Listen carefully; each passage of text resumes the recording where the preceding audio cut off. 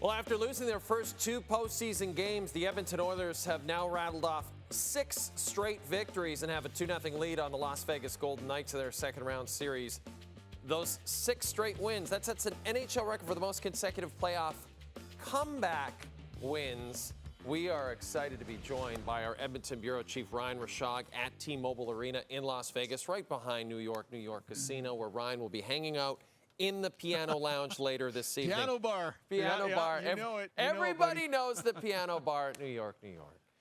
Shaggy, it's great to see you, buddy. So the Golden Knights were able to shut down Draisaitl and McDavid for 3.5 periods, but that dynamic duo teaming up for the winner. How would you describe their night overall, Ryan?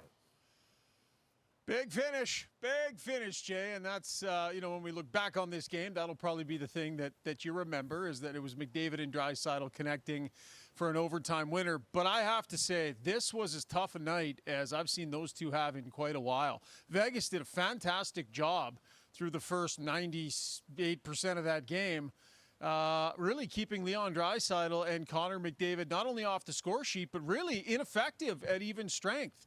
Connor McDavid, he struggled with the puck tonight, some uncharacteristic turnovers. We saw that the Oilers' power play was really struggling tonight as well. So, look, there were a lot of things that were going wrong for those guys, and there was some frustration. They were grinding their way through it.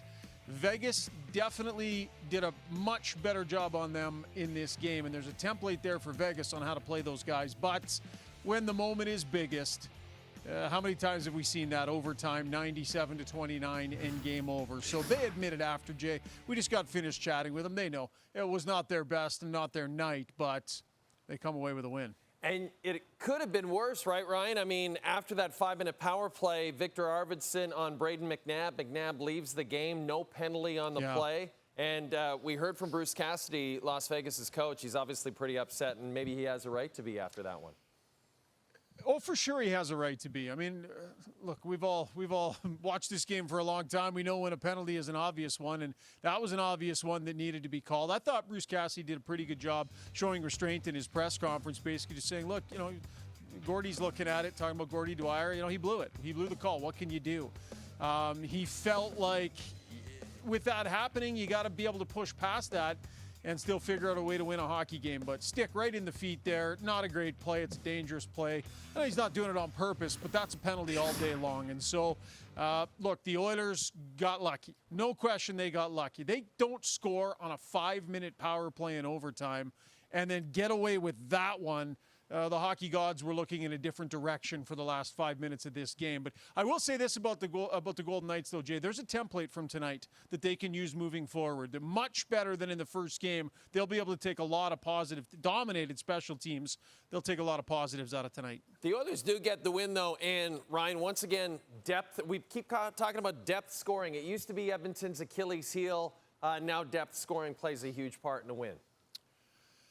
Yeah, I mean, we're talking about it basically every night. You got to go back to the LA series, too, and it was the same thing in particular late in that series as well. So if McDavid and Draisaitl are taking the tough matchup on the other side or having a bit of an off night, normally that would spell doom for the Edmonton Oilers, but that has not been the case. Tonight, in a lot of ways, it was their fourth line. Vasily Podkolzin, Victor Arvidsson, Matthias Janmark. They generated as a fourth line a couple of goals. There you see Wallman with a shot. That was the feed from Podkolzin. And they got a lot done on this night. But this is a tough one. Adin Hill's going to want that one back. But bottom line, that's a fourth line player, penetrating the zone, cutting in the middle of the ice and snapping a shot home. That's huge for this group. And it wasn't just that line. Zach Hyman once again chips in. Evander Kane chipping in. Darnell Nurse chipping in. So most playoff years, when McDavid and Draisaitl are not on the ice, the Oilers get outscored. That hasn't been the case this year, Jay. They've flipped that script. And like Leon Draisaitl said when asked what that's meant to the team, he said it's been everything so far in these playoffs. And you know what else has been everything? Cal Pickard. It's the Cal Pickard story. It's the feel-good story of the spring, yeah. Ryan. 28 saves. Just another very impressive performance in game number 2. Yeah, really good, Jay. I'll point to that second period, probably his best period of the season. This might overall be one of the best games that I've seen Cal Pickard play as a member of the Edmonton Oilers. Absolutely clutch. And I think part of the thing here is that he had to battle through some stuff. We saw a couple times he came up looking like he was a little bit lame, maybe something with the leg. And he had to battle through late in this game and in overtime, but so good, so strong, made some huge saves. There was one, he just made a phenomenal save, and then the Oilers scored not long after that, stopping breakaways, all kinds of different things. He's unconventional in there, right? Catches with the other hand, kind of flip-flops around. He's not the biggest guy. It's not the prettiest goaltending, but the guy has won 6 straight games since coming in on relief for Stuart Skinner. He's a heart and soul player and person in that locker room. It has been a huge reason why the Oilers have been able to come back in games the way they have, Jay. So Game 3 will be Saturday night in Edmonton. Ryan, enjoy the piano bar, but don't miss that flight, okay? Others have done that. That's a dangerous thing.